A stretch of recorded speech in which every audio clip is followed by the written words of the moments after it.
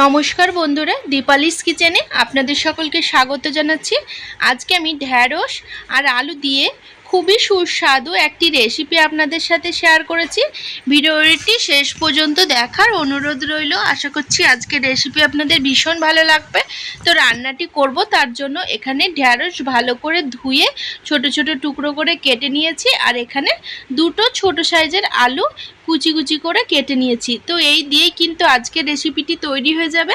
এটি কিন্তু ভাত বা রুটি কিংবা পরোটার সাথেও খেতে ভীষণই সুস্বাদু লাগে, আর বানাতে কিন্তু ভীষণই অল্প উপকরণ লাগে, আর চটজলদি দিয়ে কিন্তু রান্নাটাই হয়ে যায়। তো প্রথমেই আমি ঢ্যাঁড়সগুলোকে একটি থালার মধ্যে নিয়ে নিয়েছি। এবার হাফ চামচ মতো জিরে গুঁড়ো, হাফ চামচ মতো কাশ্মীরি লঙ্কার গুঁড়ো, আর এখানে স্বাদ মতো লবণ আর হাফ চামচ মতো হলুদ দিয়ে দিচ্ছি এর মধ্যে। এবার আমি 1 টেবিল চামচ মতো বেসন দিয়ে দিব। এবার সমস্ত উপকরণ দিয়ে ঢ্যাঁড়স হাত দিয়ে বেশ ভালো করে মেখে নেব। বন্ধুরা, ঢ্যাঁড়সের সবজি রান্না করতে গেলে কিন্তু কড়াইয়ে লেগে যায়, কারণ ঢ্যাঁড়সে প্রচুর পরিমাণে লালা থাকে। তো কড়াতে লেগে গেলে কিন্তু ঢ্যাঁড়স রান্না ভালো মতো হয় না। সেক্ষেত্রে রান্নার আগে যদি এইভাবে মশলা দিয়ে বেসন দিয়ে ভালোভাবে মেখে নিয়ে রান্না করেন, সেক্ষেত্রে কড়াতে কিন্তু একটুও লাগে না, আর এর টেস্টও কিন্তু ভীষণ ভালো হয়। তো এখানে দেখতে পাচ্ছেন সমস্ত উপকরণ দিয়ে ভালোভাবে মেখে নিয়েছি। এবার এটিকে সাইডে সরিয়ে রাখবো। এবার আমি ওভেনের ওপর কড়াই বসিয়ে 1 টেবিল চামচ মতো তেল গরম করে নিয়েছি। এবার ম্যারিনেট করে রাখা ঢ্যাঁড়সগুলো এই তেলের মধ্যে ঢেলে দিচ্ছি। এবার 2 থেকে 3 মিনিট মতো মিডিয়াম ফ্লেমে নাড়াচাড়া করে নেব। তবে খুব বেশি ভাজবো না। ঢ্যাঁড়সগুলো যখন হালকা একটু নরম হয়ে আসবে, তখন এগুলোকে নামিয়ে নেব। বন্ধুরা, আজকের রান্নার ভিডিওটি আপনাদের যদি ভালো লাগে, তাহলে অবশ্যই একটি লাইক করে দেওয়ার অনুরোধ করছি, কারণ আপনাদের একটি লাইক আমাকে আগামী দিনেও ভিডিও বানানোর জন্য অনেক উৎসাহ দেয়। তো এখানে দেখতে পাচ্ছেন ঢ্যাঁড়সগুলোর কালার হালকা চেঞ্জ হতে শুরু করেছে। তো এগুলো কিন্তু হালকা নরমও হয়ে গেছে। এবার আমি এগুলোকে একটি পাত্রে তুলে নিচ্ছি। এবার এই কড়াইয়ে কিন্তু আরও 2 টেবিল চামচ মতো তেল দিচ্ছি। তেল গরম করে নিয়ে এর মধ্যে হাফ চা চামচ মতো গোটা জিরে ফোড়ন দিলাম, আর এখানে একটি মিডিয়াম সাইজের পেঁয়াজ কুচি দিয়ে দিচ্ছি। পেঁয়াজগুলো মিডিয়াম টু লো ফ্লেমে একটুখানি নাড়াচাড়া করে ভেজে নেব।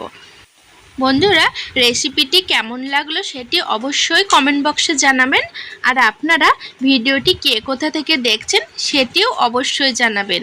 তাহলে আমি আপনাদের সকলকে ধন্যবাদ জানাতে পারবো। তো এখানে পেঁয়াজ কিছুটা ভেজে নিয়েছি। এবার ঝালের জন্য 2 থেকে 3টি কাঁচা পাকা লঙ্কা কুচি দিয়ে দিচ্ছি। ঝালটা অবশ্যই আপনারা আপনাদের টেস্ট মতো বাড়িয়ে কমিয়ে নেবেন। তো পেঁয়াজ আর লঙ্কা এখানে ভেজে নিয়েছি। এবার আগে থেকে টুকরো করে কেটে রাখা আলুগুলো ঢেলে দিচ্ছি। এবার সমস্ত উপকরণ 2 মিনিট মতো নাড়াচাড়া করে ভেজে নেব। আমি কিন্তু ঢ্যাঁড়স ম্যারিনেট করার সময়ও কিন্তু কাশ্মীরি মির্চ পাউডার দিয়েছিলাম, যার কারণে এখন আমি কাঁচা লঙ্কা কুচি দিলাম আলাদাভাবে, আর কিন্তু লঙ্কা দেব না। এখানে আমি স্বাদ মতো লবণ দিয়ে দিচ্ছি, আর পরিমাণ মতো হলুদ দিয়ে দিচ্ছি। এবার আলু 2 মিনিট মতো নাড়াচাড়া করে ভেজে নেব। তো আগে কিন্তু আমি ঢ্যাঁড়সে লবণ হলুদ দিয়ে ম্যারিনেট করেছিলাম, সেই আন্দাজ বুঝে এখন লবণ আর হলুদটা দিলাম। এবার ঢাকা লাগিয়ে একদম লো ফ্লেমে 2 মিনিট মতো হতে দেব, যাতে আলু একটুখানি নরম হয়ে যায় আর কিছুটা সেদ্ধ হয়ে আসে। তো 2 মিনিট পর ঢাকা তুলে নিলাম, আর আলুগুলো একবার নাড়িয়ে দিচ্ছি, আর দেখে নেব আলুগুলো সেদ্ধ হয়েছে কিনা। তো আলুগুলো কিন্তু এখানে প্রায় 50% সেদ্ধ হয়ে গেছে। এবার কিন্তু আমি এর মধ্যে আগে থেকে ভেজে তুলে রাখা ঢ্যাঁড়সগুলো দিয়ে দিচ্ছি। তো ঢ্যাঁড়স দেওয়ার পরে আবারও 2 থেকে 3 মিনিট মতো ভালো করে ভেজে নেব। বন্ধুরা, এই রেসিপিটি আপনাদের যদি ভালো লাগে, তাহলে অবশ্যই আমার সাথে থাকবেন, আর আমার সাথে থাকার জন্য চ্যানেল সাবস্ক্রাইব করে বেল নোটিফিকেশানটা অবশ্যই অন করে রাখবেন।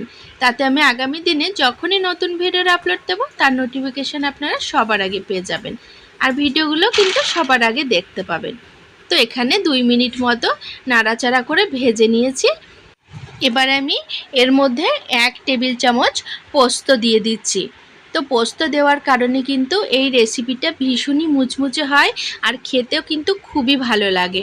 আমি কিন্তু পোস্তের পরিমাণ খুবই অল্প দিলাম, আপনারা চাইলে পরিমাণটা বাড়িয়েও দিতে পারেন। এখানে পোস্ত দিয়ে আবারও কিছুক্ষণ নাড়াচাড়া করে নিচ্ছে।